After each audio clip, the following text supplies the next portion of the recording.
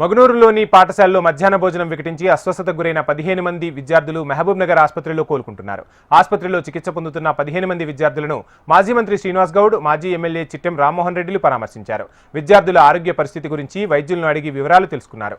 ప్రభుత్వ పాఠశాలల్లో మధ్యాహ్న భోజనం నాసిరకంగా ఉండటం వల్లే విద్యార్థులు తీవ్ర అస్వస్థతకు గురవుతున్నారని శ్రీనివాస్ గౌడ్ అన్నారు.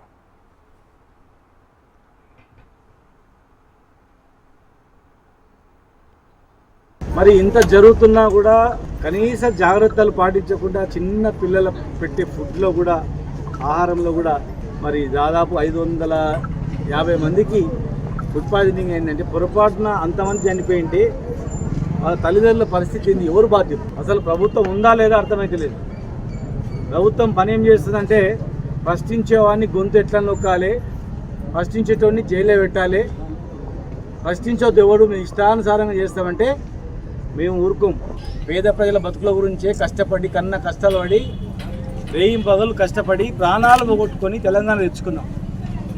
మరి మేము తెచ్చుకున్న తెలంగాణ ఇంకా బాగా చేస్తామని మీరు అధికారంలోకి వచ్చి ఇలా ఆ స్కూళ్ళ పైన హాస్టళ్ళ పైన పిల్లల తినే ఆహారం పైన శ్రద్ధ వహించకపోవడం బాధాకరం. ఇంకా విచిత్రం ఏంటంటే 520 మందికి ఫుడ్ పాయిజనింగ్ అయ్యి దాదాపు 15 మంది ఈ హాస్పిటల్కి వస్తే వీళ్ళ తినే ఫుడ్లో కూడా ఈరోజు మార్నింగ్ తినే ఫుడ్లో కూడా పురుగులు వచ్చినాయి అంటే అసలు ఏమనుకోవాలి?